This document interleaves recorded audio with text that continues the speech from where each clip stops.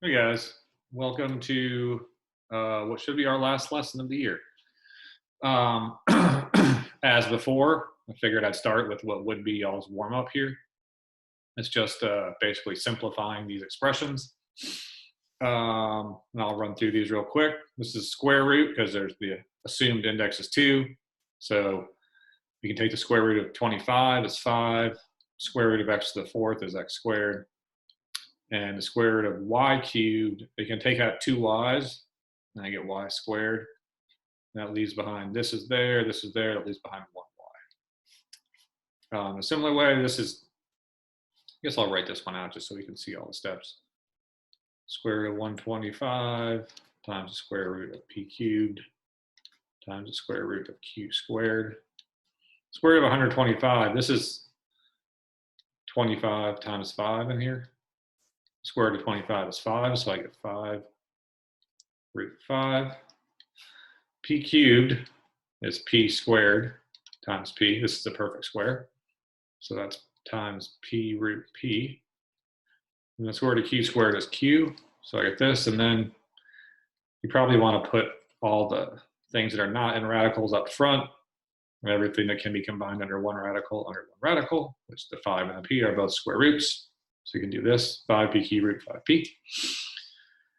And let's see, this, because there's a fraction here, it might be good to simplify that first. So 16 divided by 2 is 8. So we get an 8 on top. A squared over a squared is just 1. And b over b to the fourth is b cubed. So the cube root of 8 is, I guess so, just for the sake of full completion, I'll say you could always do this. B cubed.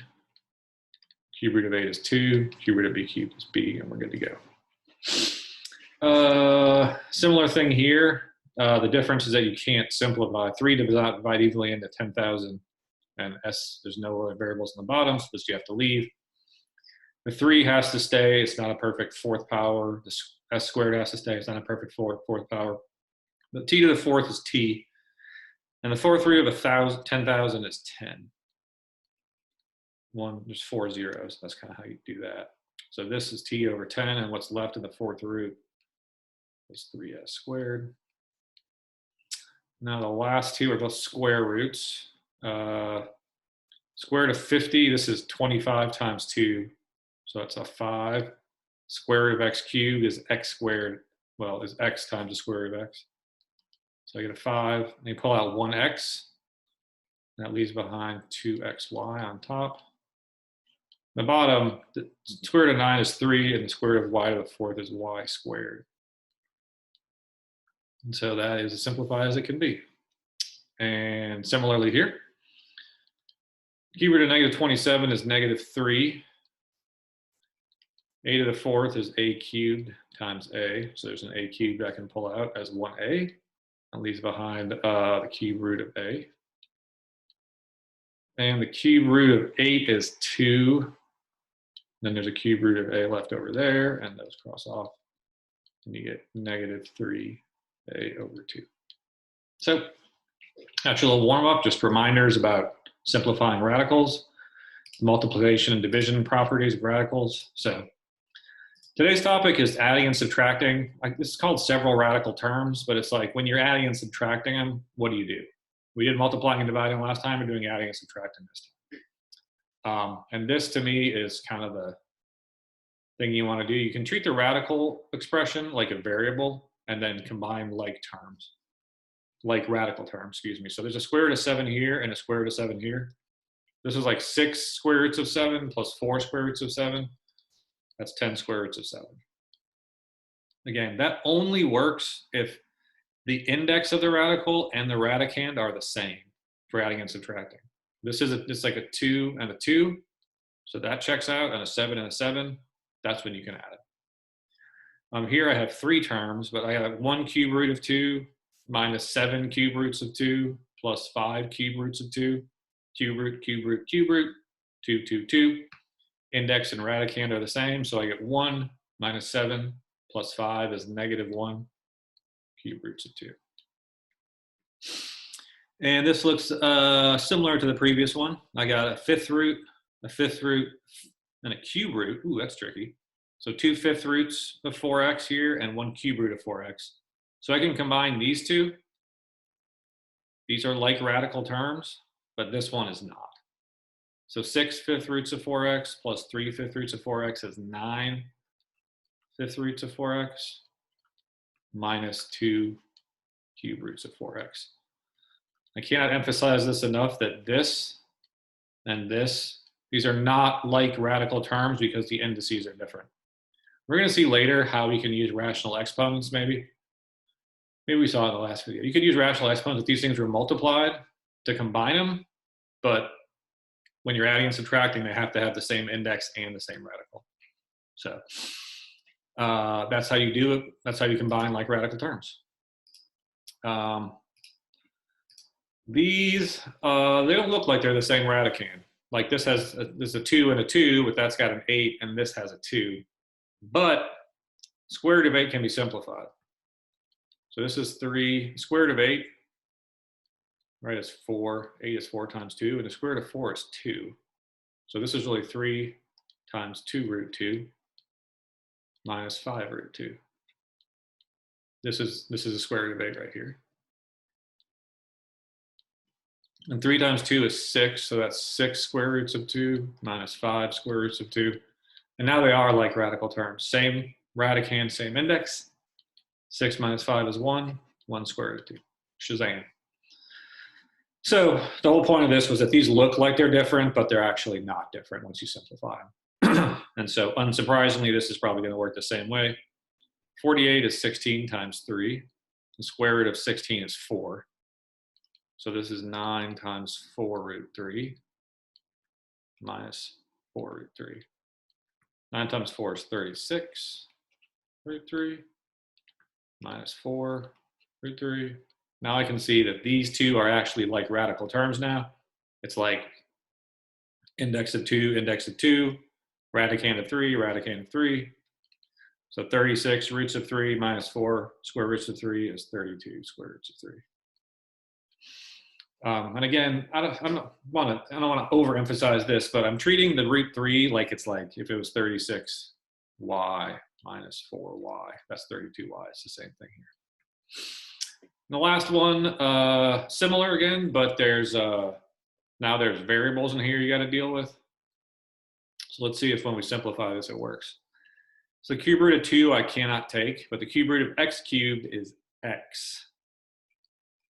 And the cube root, y to the 4th is y cubed times y. So this perfect cube comes out to the front as a single y. Everything else has to stay. So I get xy times the cube root of 2y plus xy times the cube root of 2y. And so now I can see this cube root and this cube root, same index, same radicand. So I can combine them. I add the things in front, I get xy plus xy is 2xy times the cube root of 2y. So again, point here was, yes, we can only add things that have like radical terms, meaning same index and radicand, but sometimes if it doesn't appear that way at first, it actually is that way.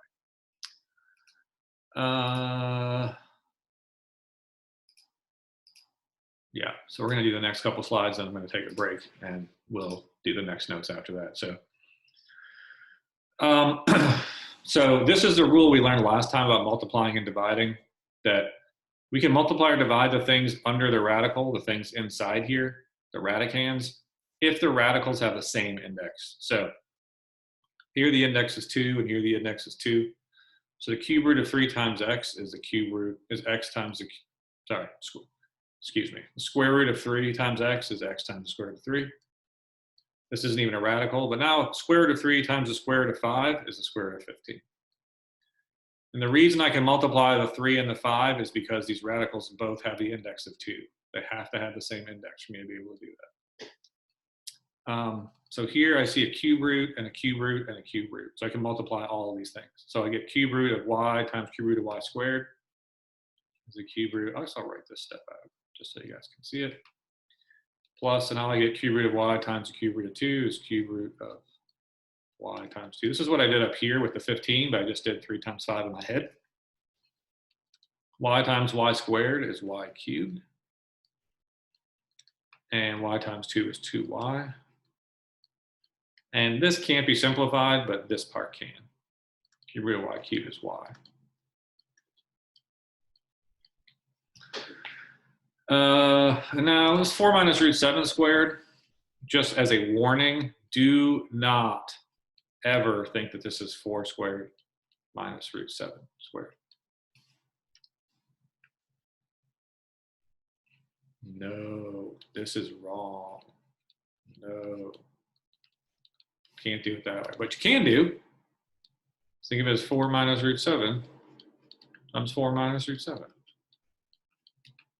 And that is 4 times 4 is 16. 4 times negative root 7 is negative 4 root 7. I'm just foiling now. This times this is negative 4 root 7. The inner terms and the two outer. Oh, sorry, I did. First outer inner, and then the last terms is negative root 7 times negative root 7 is plus 7. Root 7 times root 7 is root 49. This is plus root 49. I just wrote it as 7. And now 16 plus 7 is 23. And I have two radical expressions here, radical terms. Square root, 7, 7. I can subtract them. And so I do minus 4 is minus 8 root 7. So this is like a kind of a, we probably have seen something like this before, but now we see that we're combining like radical terms when we do this. I think the next slide is just a little more practice with this. Just two quick ones. Again, I'm going to multiply this out using FOIL. 4 root 3 times root 3. And 4 root 9, root 3 times root 3. 4 root 3 times negative 5 root 2 is negative 20 root 6. Root 2 times root 3 is 1 root 6. Now this times this is negative 5 root 4. This is 4 times 3 is 12. Now negative 20 root 6 plus 1 root 6, again, 2, 2, 6, 6. Same index, same radicand. Means I can actually combine these in a meaningful way. And then 5 times 4 is, 5 times root 4 is 5 times 2, which is 10. So this is 2 minus 19 root 6. And the last one we're going to do in this little video, last example, is just like the one above it. We're going to FOIL root a times root a. Root a squared, root b times root a is plus root ab. This is the same operation, but there's a negative here, so I got to make it minus root ab. And then positive root b times negative root b is negative root b squared. Root a squared is just a. This positive ab and this negative ab, same index of 2, same radicand of ab. I can combine them. It's a positive one and a negative one, so these just cancel out. And then the square root of b squared is just b. This just becomes a minus b. And I guess the point of all these is like the only reason I can say that this is root 9 is because this radical has an index of 2, as does this one. So when I do this times this, I can multiply the 3's. And this is a 2, and these all have indices of 2. So I can multiply those and get root 6. I can multiply those and get 20 root 6. If this was, one of these was a cube root, it would throw the whole thing off. So make sure you're not doing that. And we'll talk about ones that have different indices in the next video.